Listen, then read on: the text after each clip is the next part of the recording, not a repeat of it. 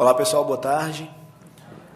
Bem, eu vou conversar hoje aqui com vocês sobre marketing digital e para não me repetir, falando outras falas que os outros palestrantes já conversaram, né, eu vou trazer aqui algumas quebras de paradigma. Bem, vamos conversar então sobre uma missão. Que missão é essa? Eu quero terminar esse momento aqui com vocês, esses 50 minutos com vocês, atingindo esse objetivo. Apresentar por que e como se deve atuar na internet com uma mente estratégica. Coincidentemente, eu acabo falando um pouco de estratégia e conversando com o que os outros palestrantes conversaram também. Então, vamos conversar sobre estratégia. Essa é a minha missão hoje. Eu já me apresentei, né? A Cristina também já falou um pouco sobre mim. Depois vocês podem acessar wgabriel.net, que é o site, tem lá currículo, pesquisas, alguns papers que eu já publiquei e outros trabalhos. Eu vou sugerir que vocês peguem os bloquinhos que vocês possuem e comecem a anotar todo tipo de ideia. Por quê? Coloquei aqui uma imagem de mapa mental, pegando uma brincadeira aqui com o Floripa, mas só para mostrar para vocês qual é a forma mais rápida realmente de anotar essas ideias, porque uma vai intercalando com outras. Então, eu vou mostrar aqui para vocês uma série de ideias, quebrar alguns paradigmas, e isso vai gerar algumas outras ideias para vocês. Isso é natural que aconteça em palestras desse tipo. Então, eu vou começar de um ponto, puxo para um outro ponto, e você vai fazendo setinhas a partir daquele ponto central. Peguem, então, papel e caneta, se preparem aí com papel e caneta, que a gente vai conversar e vai ter muitas ideias a partir de agora. Vamos lá. O que é o marketing digital hoje? Eu não vou falar aqui princípios do marketing digital, começar a conversar sobre isso de maneira mais teórica, filosófica, porque eu acredito que a gente já passou dessa fase, né? O que é o marketing digital hoje? O marketing digital hoje, ele se pauta sobre dois pontos, ubiquidade e conversações. O que é essa ubiquidade? Ubiquidade, gente, é estar em todo canto. Se nós não tivermos um local de internet em que os nossos consumidores estão, os nossos consumidores não vão nos encontrar. Então, nós precisamos estar em todos os lugares. O que é estar em todos os lugares? Eu devo estar no smartphone, eu devo estar no tablet, eu devo estar no desktop, eu devo estar em internet das coisas. O que é a internet das coisas, né? Eu devo estar em todos os lugares que as pessoas estão. Então, isso é ubiquidade. Uma imagem como essa daqui mostra, por exemplo, aqui o funeral do Papa em 2005 e aqui a escolha do novo Papa em 2013. Vocês veem uma enorme diferença. Essa imagem ela é bem conhecida porque foi um grande marco em que você via que pessoas estavam prioritariamente com celulares e tablets na mão para poder filmar aquele momento histórico. O que significa isso? Na hora que eu tenho, por exemplo, pessoas com smartphone, pessoas com tablets, pessoas com iPod, etc., eu preciso, com a minha empresa, com a minha marca, eu preciso também estar nesses ambientes, porque as pessoas estão usando esses ambientes cada vez mais. Bem, vamos para frente, porque eu não posso estar nesses diversos ambientes de qualquer maneira. Então, começa a anotar aí. Eu falei de ubiquidade, então vocês colocam o termozinho ubiquidade e depois coloca design responsivo. Design responsivo, vamos dar uma olhada no slide, ó. Design responsivo se escreve dessa maneira aqui. O que é o tal do design responsivo? Não adianta eu colocar o meu site funcionando no smartphone, não adianta eu colocar o meu site funcionando no tablet, se na hora que eu abro o meu site no meu smartphone eu não consigo ler sequer o que está escrito. Se o meu celular não esticar a tela, eu não consigo clicar num botão. Então, isso é um erro crasso de desenvolvimento de site. Por que vocês devem anotar design responsivo? Porque isso é uma necessidade na hora de construir sites, na hora de construir ambientes para a internet hoje. Então, eu estou falando de marketing digital hoje. Não adianta mais, eu vou fazer meu site, vou criar um site novo, vai custar tantos mil reais, vai ficar lindo e ninguém vai conseguir acessar no celular. Por que a importância de alguém conseguir acessar no celular? Vocês passam provavelmente por essa situação. Quem usa mais o Facebook no desktop? Quem usa mais o Facebook no celular? Com certeza a maioria de vocês vai dizer que usa o Facebook mais no celular. É muito mais prático, é muito mais rápido, você acessa rapidinho ali. Não é à toa que o Facebook hoje ele já tem mais de 70% dos acessos dele vindo de plataformas móveis. Então, se a gente pensa que o Facebook hoje é mais acessado, pegando aquele computador tradicional, um notebook que seja, acessando, não. Ele tem mais de 70% dos seus acessos via plataformas móveis.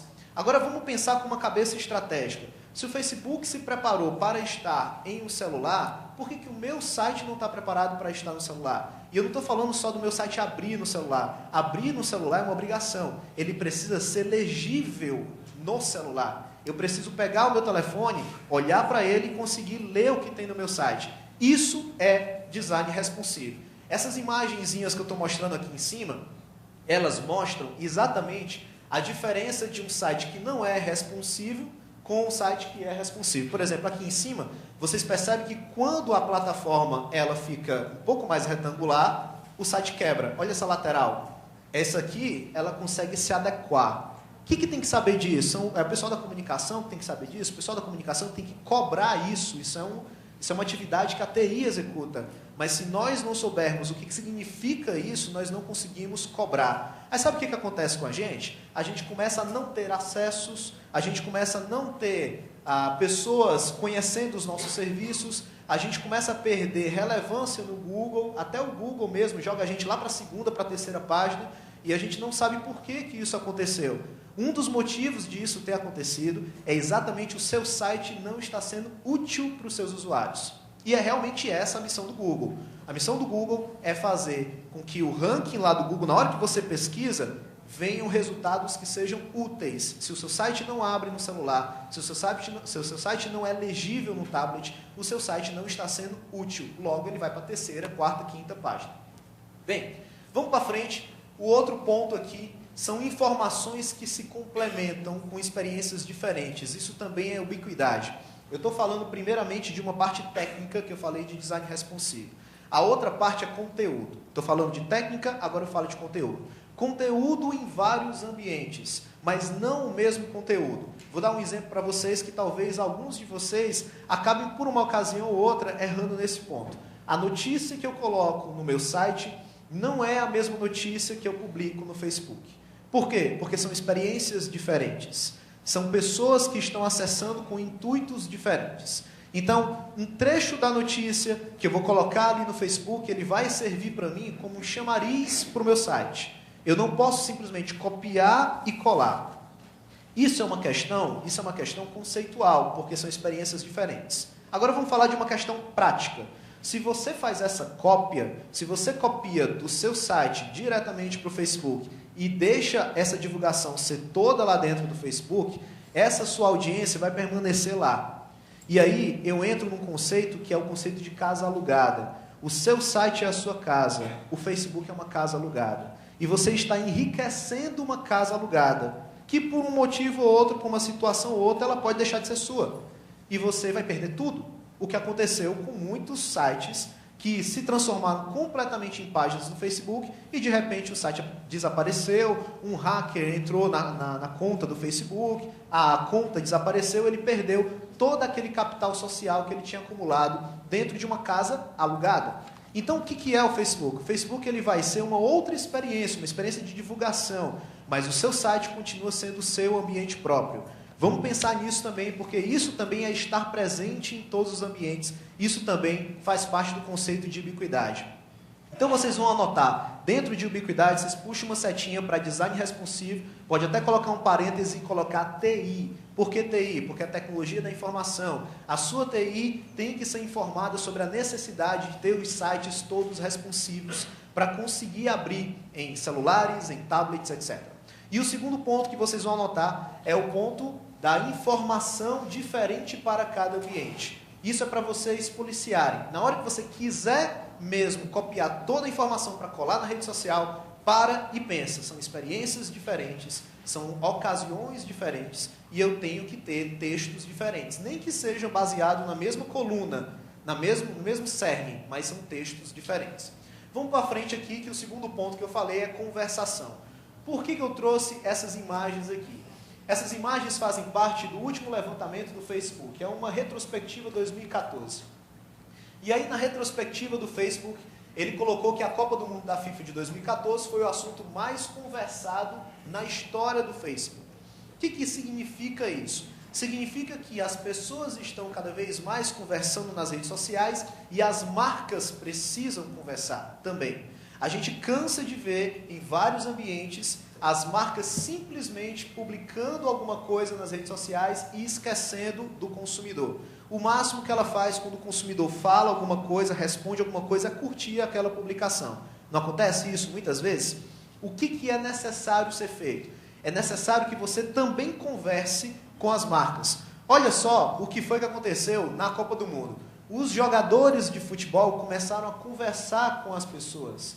E aí vocês viram o Podolski, né, da Alemanha, sendo aí o grande personagem da Copa, porque teve conversações.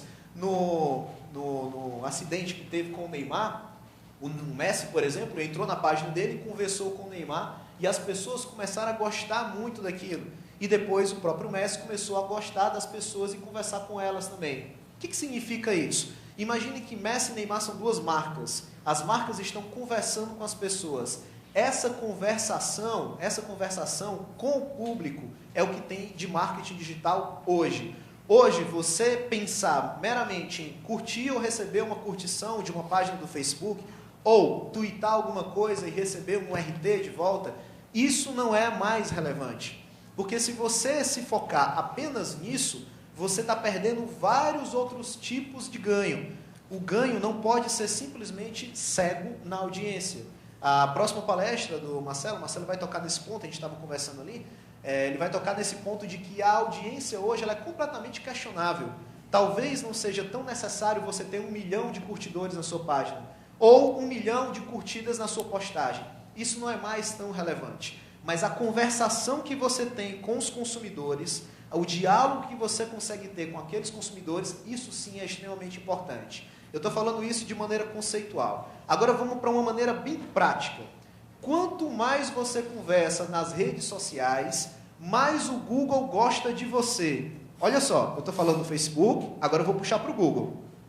Quanto mais você dialoga com as pessoas e as pessoas respondem para você, mais sociável você está sendo na internet. E um dos conceitos do Google para lhe jogar para a primeira página é você ser bastante sociável. Então, de maneira prática, quanto mais eu converso, mais eu consigo estar próximo das primeiras páginas do Google. Quanto mais eu converso, mais o Facebook me coloca mais à vista das pessoas. Então, se eu tenho essa conversação com as pessoas, eu tenho efeitos conceituais, eu tenho um efeito positivo conceitual, que é bom conversar, é bom ter essa proximidade, e eu tenho um efeito prático, que é estar mais visível tanto no Facebook quanto no Google. Então, tanto conceitual quanto prático, nós temos excelentes resultados quando a gente conversa com essas pessoas. Mas e aí? A comunicação realmente está se comunicando? Olha que frase estranha, né? A comunicação se comunica? Isso deveria ser uma verdade absoluta, né? Mas a gente sabe que muitas vezes a comunicação não se comunica. Os nossos setores de comunicação, eles simplesmente se cegam, se apagam e não conversam com os consumidores, principalmente via rede social. Dá trabalho, dá muito trabalho. Muita gente acha que rede social, trabalhar com rede social, talvez seja até mais tranquilo, porque você não precisa escrever 20 matérias por dia, coisa parecida. Lê do engano, dá muito mais trabalho, porque você precisa ser multiuso para tudo que está acontecendo. Formação de redes sociais. Formação de redes sociais não é só comunicação. Formação de redes sociais passa por psicologia, por antropologia, também passa por economia. Você vai ter que pagar para a sua postagem poder ascender. Isso é compra de mídia, isso gasta dinheiro. Então também passa por outros fundamentos. É por isso que essas competências elas precisam ser bem pensadas. Eu pergunto se no setor de vocês a comunicação se comunica. Por quê? Vamos lá. Será que no departamento de comunicação de vocês existe uma porta sempre aberta? O que significa isso? Uma vez eu fui no departamento de comunicação, eu ia fazer uma reunião nesse determinado departamento de comunicação, e quando eu chego diante da sala, tem um papel pregado na porta com a seguinte frase: se você não tem o que fazer, não venha fazer aqui. Nessa hora eu disse, vai dar trabalho. Agora vai dar trabalho. Então, com uma frase dessa, por exemplo, será que o setor de comunicação se comunica? Será que ele quer se comunicar? Agora, vamos tirar esse exemplo, vamos para um exemplo um pouco mais mais próximo da gente. Respostas a e-mails ou formulários de contato. Quanto tempo a gente demora para dar essas respostas? Será que é realmente a gente dar essas respostas? Isso tudo é o setor de comunicação se comunicando. Será que nós temos esse tipo de comportamento? O último ponto aqui, interações com os prospects via rede social. Entra uma pessoa e quer tirar uma dúvida sobre um produto da sua empresa. Um produto, por exemplo, do Banco do Nordeste, dos Correios, enfim. Essa proatividade de responder, de pegar o feedback, de esclarecer, será que a gente realmente está fazendo isso? Olha o que eu falei um pouquinho antes, 1 minuto atrás. Quanto mais você conversa, mais você ganha em visibilidade no Google, em visibilidade no Facebook e também na aproximação do consumidor. Isso é uma necessidade. Ah, Gabriel, mas para isso eu preciso ter uma baita equipe. Realmente é uma quebra de paradigma. Nós estamos vivendo uma grande reforma dos setores de comunicação, do tradicional para setores de comunicação com uma cabeça mais digital. E talvez isso caia numa realidade de mudança de quadro, atualização de quadro, aumento de quadro, é uma necessidade. Isso se a empresa entender que a comunicação pode ser um ativo da empresa, pode ser uma área que dê retorno. Se ela compreende que a comunicação pode ser uma área que dê retorno, é óbvio que existe investimento, vai ter que existir investimento para isso. Vamos para frente aqui. Então, vamos pensar de maneira estratégica. Vamos agora pensar de uma maneira estratégica, porque eu falei de ubiquidade, vocês notaram aí, e eu falei também de conversações. 2 pontos super importantes para você não perder a visita daquela pessoa ao seu site, para você não perder a audiência daquela pessoa que queria comprar o seu produto ou tirar mais informações, enfim. Falei desses 2 pontos, agora eu vou entrar no terceiro ponto, que talvez seja muito mais importante, porque isso aconteceu recentemente, com um grande exemplo. Facebook compra o WhatsApp por 22 bilhões. Vocês viram isso, né? Todo mundo ouviu falar sobre isso. Vocês viram essas cifras. Eu não estou falando de 22 milhões, muita gente se confunde. Estou falando de 22 bilhões. Então, o Facebook comprou o WhatsApp por 22 bilhões. Existem algumas matérias que falam o seguinte: mas ele teve um baita prejuízo, porque o WhatsApp não está tendo essa lucratividade. Mas vamos olhar um pouquinho por trás dessa cortina. Esquece que o WhatsApp tem que dar lucro. Esquece que o WhatsApp tem que vender anúncio e dar lucro. Esquece que o WhatsApp tem que ser vendido, você paga lá $2 e baixa o aplicativo. Esquece isso. Pensa no WhatsApp com uma riqueza muito maior. Sabe qual é a maior riqueza que o WhatsApp tem? Por que ele foi comprado? O WhatsApp foi comprado por causa disso daqui. Então, quando você trabalha com o Big Data, você tem uma base de dados muito grande. Eu, particularmente, comecei a fazer alguns experimentos e vi que o WhatsApp e o Facebook já começaram a trocar os bancos de dados. Então, eu estava conversando com uma colega minha, falando sobre malas, falando sobre a Jeep, dizendo que eu tinha uma mala da Jeep, que isso poderia servir para ela, etc. E aí, de repente, o que acontece? Eu entro no Facebook, canal que eu nunca falei de nada sobre a Jeep, e aparece uma propaganda da Jeep lá para eu curtir. O que significa isso? Que a base de dados, toda a base de dados do WhatsApp, todas as nossas conversas, todos os nossos diálogos, pode naturalmente ser compartilhado com a base de dados do Facebook. É a mesma empresa, são os mesmos donos, então podem ser compartilhados. Por que não, né, se é a mesma empresa? Eu expliquei o porquê do Facebook provavelmente ter comprado o WhatsApp por essas cifras. Claro que tem outras explicações, mas uma bem importante é essa. Agora vamos puxar para a nossa realidade. Nós estamos valorizando a nossa base de dados? Onde está a nossa base de dados? Eu vou mais específico ainda. Onde estão os nossos e-mails? Cadê o nosso mailing? Será que a gente tem organizado o nosso mailing com nome e e-mail do lado? Será que o nosso mailing ele é atualizado constantemente? Agora, um pouco mais importante do que simplesmente ser atualizado, será que ele é utilizado? Então, a nossa base de dados, muitas vezes, é negligenciada. Isso é uma realidade de muitas empresas.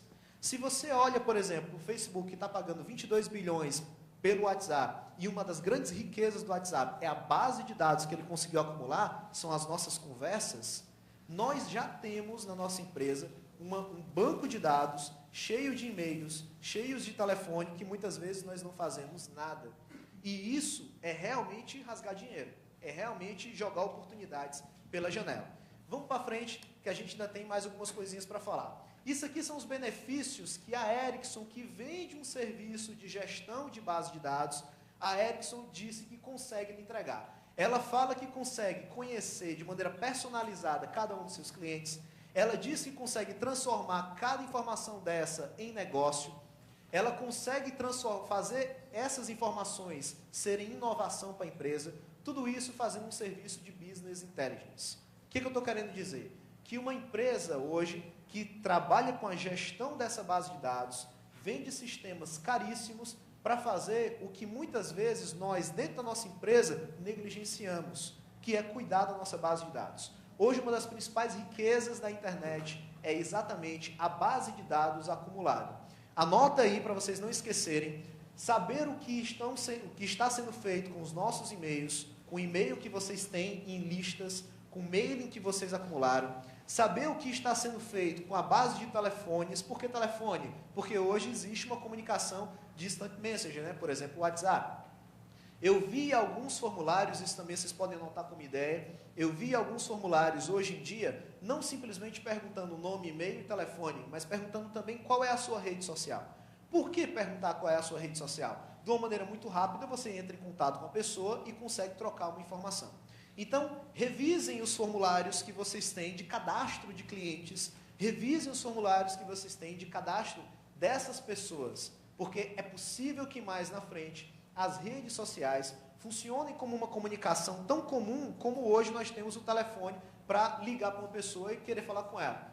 Eu já vi algumas empresas utilizando isso e de maneira muito proativa. Um campo a mais, as suas redes sociais, para que você insira ali as outras formas de comunicação. É mais uma ideia, pensem nisso para a gente poder ter alguns insights. Algumas perguntas para a gente poder passar para frente. Como eu capto esses dados? Por exemplo, será que hoje eu tenho formulários acessíveis no meu site? Vou já conversar sobre isso. Quem é o responsável por essa captação de dados? Existe uma pessoa, um setor que responde por essa captação de dados? Quem organiza esses dados para serem transformados em inteligência? Vamos responder essas 3 perguntas aqui. Como é que eu capto esses dados? Façam uma reflexão e depois anotem para vocês lembrarem depois. Onde está o formulário de cadastro de vocês? Cadastro de clientes, cadastro de prospects. Será que ele está lá no final do menu, do submenu, na última página do site? Se hoje a base de dados é uma das principais características, uma das principais riquezas que nós temos na internet, por que o seu formulário de cadastro de clientes, de cadastro de prospects, ele está no último menu, da última página, super escondido lá dentro do seu site? Esses formulários, eles precisam estar mais à mostra, mais visíveis, para que eles sejam rápidos de serem preenchidos. E uma vez eles sendo preenchidos de maneira rápida, você consegue os contatos dessas pessoas e aí depois você faz N ações que você quiser com os contatos dessas pessoas. Revisem o site de vocês para saber se ele já está num conceito de marketing digital moderno ou se ele está num conceito de marketing digital de 10 anos atrás. O conceito de marketing digital de 10 anos atrás, ele esconde as formas de comunicação com esses usuários de internet, com os internautas. O conceito de marketing digital mais moderno, ele facilita as formas de comunicação com esses consumidores. E uma maneira de saber isso é ver qual é a posição do seu formulário, onde é que ele está. Quem é responsável pela captação de dados, para segurar o dado do cliente? É a TI. Por quê? Porque ela cuida do formulário. Ela cuida do formulário. Se o formulário está voltando, tem que ser reclamado. Se o formulário está quebrado, tem que ser reclamado lá. E isso precisa estar funcionando perfeitamente. Não pode quebrar em nenhum momento. Agora, quem organiza os dados para transformar isso em inteligência? Tirar proveito desses dados? Aí é o marketing, aí é a comunicação. Porque você vai ler esses dados e transformar em inteligência de mercado. Como é que eu transformo isso? Se eu sei que a pessoa mora em Fortaleza, se eu sei que a pessoa eu sei o e-mail da pessoa, eu sei o telefone dela e eu sei os principais interesses, cruzando esses dados, eu consigo mandar um e-mail marketing para ela com um produto específico que ela venha a se interessar. Então, esse cruzamento de dados aí já entra na esfera do marketing e isso pode ser feito pela nossa equipe.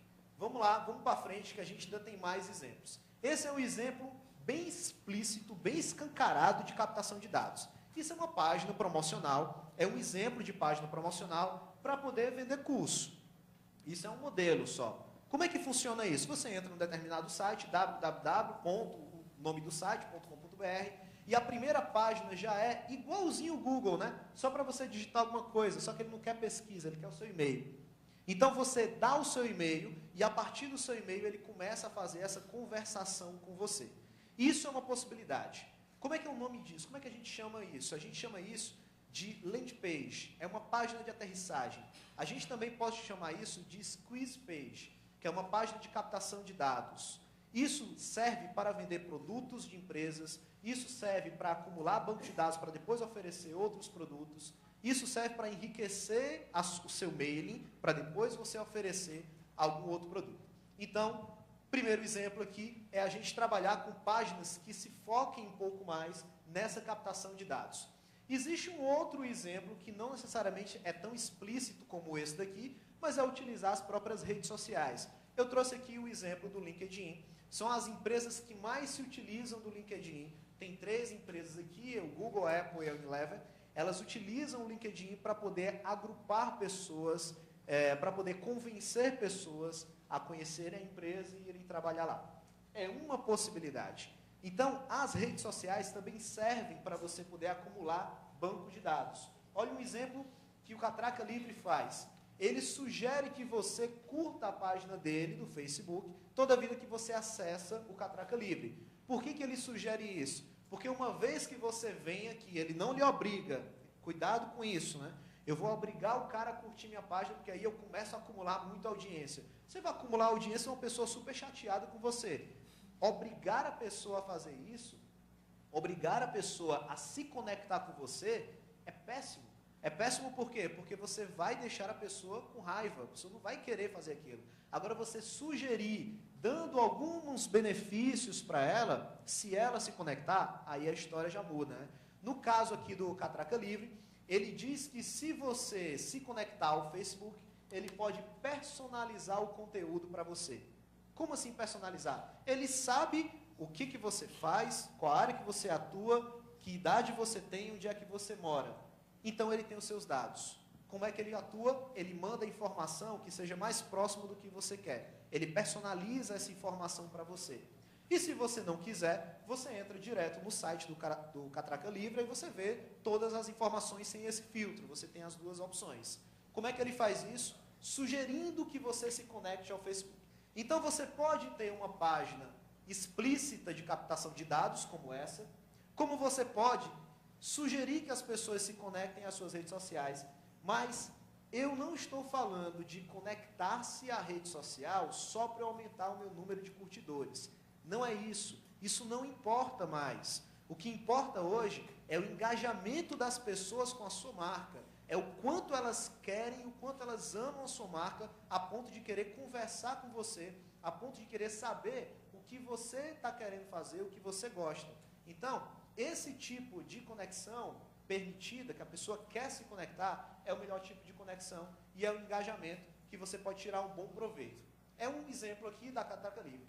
Mas eu começo a questionar agora uma coisa que poucos meses atrás, poucos meses mesmo, era completamente inquestionável. Será que ainda vale a pena trabalhar com o Facebook? Será que ainda vale a pena concentrar todas as nossas energias no Facebook? Antes de eu partir para essa conversa aqui, não esqueçam que todas as ideias que vocês tiverem, anotem, sempre coloquem no papel, porque geralmente quando a gente começa a conversar sobre novas tecnologias, a nossa mente começa a ter ideias em cima de ideias. E façam sempre o seguinte exercício. Isso que ele está falando, como é que eu posso aplicar lá na empresa? Como é que eu posso aplicar no órgão público? Como é que eu posso sugerir para o meu gestor? Será que é bom mudar o site? Será que é bom criar um formulário? Será que é bom criar uma páginazinha especial dessa só para captar e-mails para depois vender o produto? Para vender o Sedex Premium, enfim? Será que é bom fazer isso? Então, pensem dessa forma. Não deixem só eu falar. Pensem como eu posso aplicar ou como eu posso aplicar essas ideias no meu negócio para poder captar informações, para poder convencer os meus clientes. E vamos lá para o Facebook. Será que ainda vale a pena conversar, canalizar todas as minhas forças dentro do Facebook? Nós temos uma mudança de algoritmo no Facebook, que aconteceu recentemente. Essa mudança de algoritmo, primeiro, o que é algoritmo?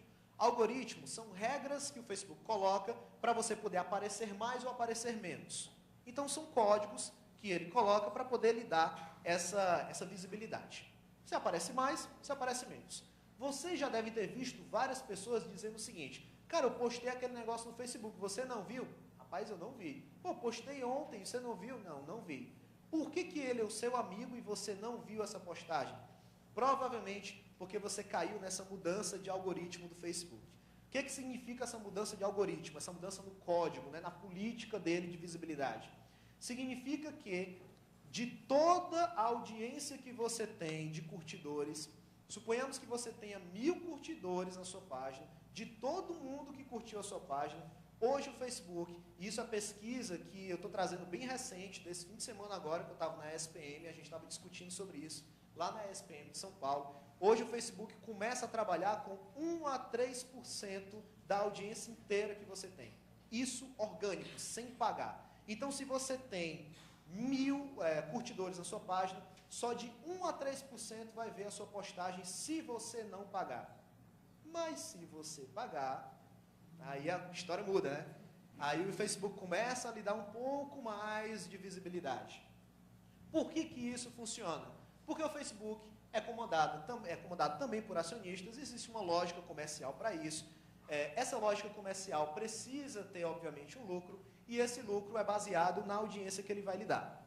Então, existe uma lógica comercial, a gente tem que entender isso. Se você quer ter de 1 a 3% de toda a audiência que você hoje possui, tudo bem. Mas a gente sabe que a maioria não quer isso, quer ter mais, né? Quer que mais pessoas vejam. E isso começa a dar uma mudança de comportamento na internet. Uma pequena mudança de comportamento na internet, que eu falo já para vocês. O Facebook também desabilitou a reprodução automática de vídeos do YouTube. Você pega o link do YouTube e coloca lá dentro do Facebook. Hoje em dia ele não roda mais automaticamente. Por que ele não roda mais automaticamente? Porque o Facebook desabilitou esse recurso. É óbvio que se o vídeo roda automaticamente na sua timeline do Facebook, ele vai ser mais visto, lhe chama a atenção, porque ele começou sozinho, né? Mas o que o Facebook fez? Poxa, eu estou dando audiência para o YouTube. Eu estou fazendo o YouTube crescer na audiência dele. Rapaz, eu vou fazer o seguinte, eu vou cortar isso. E ele desabilitou. Hoje você põe o link do YouTube lá, e é um link do YouTube, como você põe o link do seu site. Ele não reproduz mais de maneira automática. Alguns grandes sites de vídeo, por exemplo, como o Porta dos Fundos, que é um dos mais conhecidos do mundo, né, nessa área de humor, eles estão estimando cair a audiência deles, porque não reproduz mais automaticamente, logo não chama tanta atenção. Mas são cenas dos próximos capítulos, isso é bem recente, isso aconteceu bem recente. Por que eu trouxe isso daqui? Porque isso mostra que o Facebook ele começa a querer se fechar dentro dele mesmo. A audiência é dele, o poder é dele e os recursos são deles. Ah, Gabriel, está condenando o Facebook? Não, eu estou mostrando quais são as estratégias do Facebook para que nós não nos tornemos reféns do Facebook. Nós temos que ser donos da nossa própria audiência, nós temos que ser donos do nosso próprio capital social que nós acumulamos. E se a gente entrega isso de graça para uma ferramenta, o dono vai ser a ferramenta. Então é para a gente começar a refletir sobre isso. Para que o Facebook é bom? Para qual caso o Facebook é bom? O Facebook é uma excepcional ferramenta de divulgação, excepcional ferramenta de mídia, mas tenhamos cuidado quando a gente joga todas as nossas conversações lá para dentro, não traz nenhum tipo de audiência para a gente também. Vamos para frente, então eu chego à seguinte frase: não existe internet de graça. Essa história de que eu vou publicar no Facebook, eu vou publicar no Twitter e vai começar a ter audiência, isso não existe. Não existe internet de graça, porque nós temos servidores rodando para rodar o site, para deixar o site no ar. Funcionários trabalhando para poder melhorar esse site. Nós temos os próprios acionistas que colocaram dinheiro naquele site para ele poder crescer. Nós temos várias estruturas que precisam se sustentar. E, obviamente, a gente não pode achar que tudo isso vai ser de graça, que tudo isso vai ser lindo, maravilhoso, e que a gente vai usufruir tranquilamente e que ninguém vai pagar nada. Não existe audiência de graça, não existe visibilidade de graça, não existe internet de graça. Isso é uma quebra de paradigma, porque isso mostra que nós temos sim, se nós quisermos mais visibilidade em rede social, nós vamos ter que pagar por isso, Porque é assim que funciona quando a gente quer colocar um banner num portal de notícias, é assim que funciona quando a gente quer colocar um post patrocinado dentro de um blog para ter visibilidade, é assim que começou a funcionar cada vez mais forte dentro do maior site de rede social, que é o Facebook. Temos que pagar por isso. Então, como é que eu faço para ganhar visibilidade se o Facebook está reduzindo a visibilidade e está quase que me obrigando a pagar? Existem algumas estratégias para isso. Por exemplo, se você constrói o seu ambiente próprio, que é o seu site, se você constrói o seu site e faz o seu site ser a central de conteúdos que você possui, a central de conteúdos que você está produzindo, está escrevendo, o Facebook ele vai ser apenas o divulgador, é um canal de mídia que você está comprando para poder divulgar aquela sua informação. Se você coloca todo o seu conteúdo dentro do Facebook, você está dando o capital social que você estaria construindo para o seu ambiente próprio, você começa a entregar para o Facebook. E aquilo começa a se tornar cada vez mais arriscado. Por quê? Porque isso pode desaparecer de uma hora para outra, ou simplesmente, assim como aconteceu alguns meses atrás, o Facebook muda o seu algoritmo, e aí? Em que mãos a gente fica? Qual a melhor estratégia, portanto, para a gente poder fazer? A gente precisa ter o Facebook como canal de divulgação. E o nosso ambiente próprio, que é o nosso site, o nosso blog, etc., é a nossa casa própria. É onde nós iremos publicar o nosso conteúdo principal. Vamos para frente, então, que tem mais uma dica aqui. Impulsionamentos em menos postagens. Você posta alguma coisa no Facebook. Antes você postava 10 por dia, hoje você posta 2 por semana. Por que isso? Porque você vai ter que impulsionar. Mas, Gabriel, eu vou impulsionar toda a publicação que eu quiser. Você não vai comprar banner loucamente em sites de notícia. Você não sai fazendo isso. Mas quando tem aquele evento que você quer divulgar, que você quer ter um alcance muito maior, aí você impulsiona. Então, o que a gente vai fazer hoje? Que é o marketing mais contemporâneo, digital. A gente precisa entender, primeiro, como o público está aceitando aquela nossa divulgação.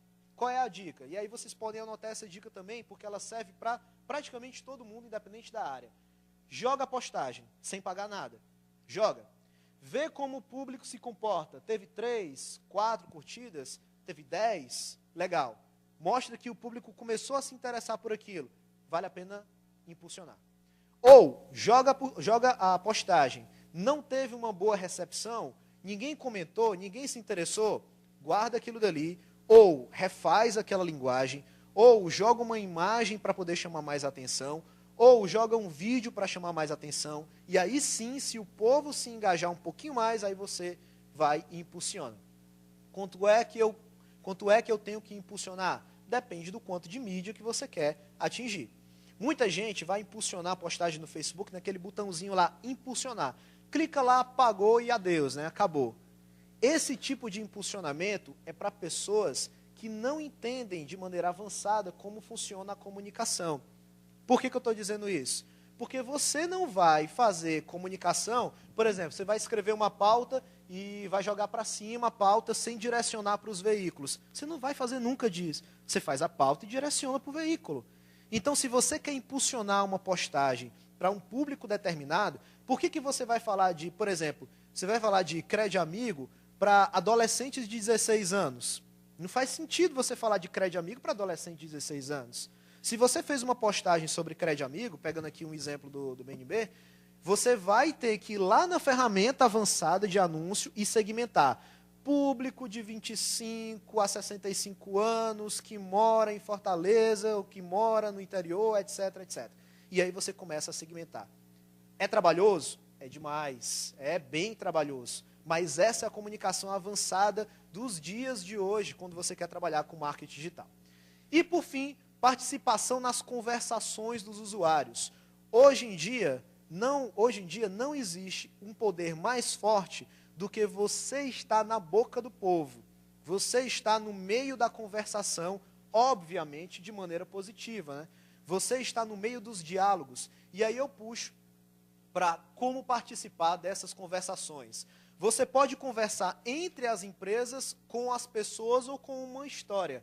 Eu trouxe aqui, por exemplo, o caso que com certeza vocês viram, que é o caso da Rede Globo, que repostou uma postagem do SBT. Vocês viram que o ator que fazia o Chaves faleceu, o SBT fez uma pequena homenagem para ele numa postagem do Facebook, e a Globo fez o quê? Pegou essa postagem do SBT, mesmo sendo concorrente, e repostou isso. Por que a Globo fez isso? Para ganhar mídia espontânea, para ser engraçadinha? Existe um valor conceitual aí por trás. No marketing 3.0, que é o marketing mais atual, inclusive tem um livro chamado Marketing 3.0, de um autor chamado Kotler e mais 2 outros autores, que o nome é meio impronunciável, então não vou nem avançar.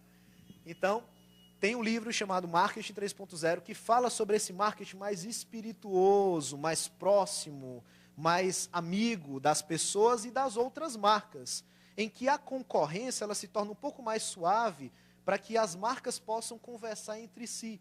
Então, dentro desse novo princípio de marketing, nós temos essas práticas aqui, de grandes concorrentes conversando e dialogando. Por que não os bancos conversarem entre si? Por que não as empresas de transporte conversarem entre si? Por que não uma empresa conversar com a outra? Isso vai gerar não simplesmente uma imagem positiva, mas vai quebrar uma resistência do público de achar que você só faz publicidade, que você só chega no momento que você quer vender alguma coisa e faz publicidade nua e crua. Quando você se torna mais amigo, mais fraternal, ou como o Marketing 3.0 fala, se torna mais espirituoso, você faz com que o público que está assistindo aquilo dali também fique mais à vontade para conversar com você. E foi isso que aconteceu, por exemplo, várias vezes com a Ponto Frio. A Ponto Frio brincou durante a Copa, dizendo que o segredo do Hulk para ficar com o bumbum empinado era o saldão fitness da Ponto Frio. E aí, quando ela brinca com isso daí, né, ela traz o público para uma área mais divertida e o público se sente à vontade para brincar, se sente à vontade para se divertir com a Ponto Frio. E aí, de repente, a Ponto Frio fala com o Netflix. Será que o pinguim da Ponto Frio também aproveita esse frio para dançar? Assista Rap Fit no Netflix. Então, a Netflix conversa com a Ponto Frio, brincando com a marca, dizendo que existe uma forma de vender as duas empresas, sendo amiga, muitas vezes, de uma empresa concorrente, né? E aí as marcas começam a se conversar. Aqui é um exemplo, infelizmente não dá para ver muito bem, mas aqui é um exemplo da Netflix, que ela resolveu fazer uma brincadeira com um consumidor que queria tirar uma dúvida. O consumidor entrou naquele chatzinho online para tirar a dúvida, e a Netflix começou a se passar por um personagem do Star Wars. E aí, quando ela começou a se passar por um personagem, ela começou a brincar com esse personagem, fingindo ser esse personagem. Obviamente, o cliente sabia, sacou a brincadeira e começou a brincar também. Virou uma conversa bem amigável, de forma que todos ficassem bem à vontade para poder continuar a conversação. Aqui, a Ponto Frio, ela traz, por exemplo, um banco, né, o Itaú, e traz outras pessoas para poder falar de televisão. Então, as marcas começam a conversar entre si, e isso é o marketing mais contemporâneo. E aqui nós vimos, por exemplo, uma pessoa que disse, posso dizer que gosto muito de chocolate, quando sigo o Kit Kat e o Oreo no mesmo tempo. E aí ela disse que realmente ela adora chocolate, né? A Kit Kat e a Oreo realmente estavam lá, as duas eram seguidas por essa pessoa no Twitter, e as duas marcas de chocolate resolveram disputar cliente, então, de uma maneira amigável, uma brincadeira. E foi aí que a Kit Kat fez um jogo para disputar aquela cliente. Quem ganhasse, né, ia ganhar aquela cliente. Virou uma grande brincadeira, mas aí a Oreo foi um pouco mais esperta e disse, me desculpe, eu não consegui resistir. Eram 2 chocolates, fazendo o X aqui, e a Oreo disse, eu comi um chocolate do Kit Kat. Olha que coisa, né? A Oreo fez a brincadeira e disse que o Kit Kat era bom. Isso é divertido, isso é próximo dos consumidores, isso faz você ficar na boca do povo, faz você ficar mais próximo dos seus consumidores. E aí entra realmente esse poder da conversação. Agora, já canalizando aqui para o final, nem tudo são flores. Não adianta só falar de coisas bonitas, belas, é legal ser bacana na rede social. E quando você falhar? Porque isso acontece. E quando acontecer uma crise? E quando você errar o português sem querer? E quando você for publicar a palavra ideia e o seu iPhone insistentemente colocar o acento? Que isso acontece, né? Demais, né? que você vai fazer? Você precisa ter uma ferramenta de monitoramento para pegar a crise no começo. Então, ferramentas de monitoramento são essenciais para quem trabalha com internet nos dias de hoje. Excel não é uma ferramenta de monitoramento, pelo amor de Deus. Por que eu digo isso? Porque muitas empresas dizem assim, não, eu monitoro as redes sociais, está aqui o meu Excel. E quanto tempo você demora para captar todas essas menções e colocar no Excel? Uma ferramenta profissional é usada por quem faz um trabalho profissional. Então, se você faz um trabalho profissional de internet, de mídias sociais, de portal, etc., você precisa ter ferramentas também profissionais para você poder ter agilidade. A ferramenta é essencial, mas também é essencial que você tenha um canal de reclamação oficial. Por que esse canal de reclamação oficial? Porque se o cara não encontrar o teu saque dentro do teu site, ele vai lá no Facebook e ele vai detonar a tua marca. Se ele não encontrar o teu 0800, mas Gabriel, peraí, 0800 não é marketing digital, isso é telefone. Mas se ele não encontrar o teu 0800, porque ele não conseguiu resolver no online, porque ninguém respondeu no online, ele vai lá no Facebook, no Reclame Aqui, e ele vai detonar a tua marca. Então, essa estrutura offline, ela é essencial para quem quiser entrar nessa onda de internet. Prazo de resposta tem que ser rápido, tem que ter um repositório de dúvidas, para a pessoa não precisar nem perguntar. É um FAQ dentro da tua página, com as principais dúvidas, porque aí a pessoa nem precisa perguntar, ela busca no Google e já acha. Né? Precisa ter um relacionamento com formadores de opinião, e aí entra um pouquinho na área do Mauro. Esse relacionamento com os formadores de opinião, muitas vezes, ele dilui as crises. Por quê? Porque quando a crise está começando, se você conhece os principais players daquela área específica, você conversa diretamente com eles e você consegue reverter aquela situação, você consegue acabar aquela situação logo no início. E você precisa desejar receber críticas. Por que isso? Porque esse é o grande mal de vários gestores, né? Não gostar de receber as críticas via internet. Porque na internet é diferente, muitas vezes é diferente da empresa, que você vai com jeitinho, né? Fala para o chefe arrodeando. Na internet não, o cara vai lá e fala palavrão e fala diretamente, e você precisa aceitar essas críticas para poder trabalhar com cabeça fria e tentar revertê-las. Bem, para a gente poder concluir, resumozinho do que eu falei, o que são ações de marketing digital hoje? Ubiquidade, ou seja, estar em todos os lugares que o meu consumidor está. Eu falei de design responsível, que é você abrir o seu site em várias plataformas diferentes e o teu site ser legível. Eu falei de você ter linguagens diferentes para redes, para ambientes diferentes. E conversações. É você querer conversar com as pessoas e efetivamente conversar. E não simplesmente ficar olhando, curtir a postagem dela e deixar para lá. Entrar nesse diálogo, como alguns cases que eu mostrei. Segundo ponto, fazendo um resumo, o uso estratégico dessa nossa base de dados, desse mundo de dados que nós temos. O que nós estamos fazendo com as nossas bases de dados? Será que a gente está pensando estrategicamente? Terceiro ponto, o uso estratégico do Facebook. Uso estratégico e não o uso escravocrata. Por que isso? Porque muitas vezes nossas empresas estão sendo escravizadas pelas redes sociais. Nós temos que dominar as redes sociais. E assim como a própria tecnologia, isso é Paulo Freire, né? Tantos anos que ele fala isso. Nós não devemos ser escravos da tecnologia, mas sim nós dominarmos a tecnologia para fazer a tecnologia trabalhar em nosso prol, e não simplesmente nós sermos escravos dessa tecnologia. Por fim, pensar num mundo para além do Facebook, pensar num mundo para o Google, pensar num mundo para o Twitter, pensar num mundo para o Foursquare também, tudo isso é importante para aumentar a sua relevância, para aumentar o seu engajamento. E, por fim, falar com o povo, falar com as pessoas, conversar. Realmente há essa necessidade. Para a gente poder fechar, a última dica, esse é o meu blog. Eu sempre publico algumas postagens lá, mais dicas, ferramentas, enfim, papers que eu publico, que eu apresento aqui, fora, enfim.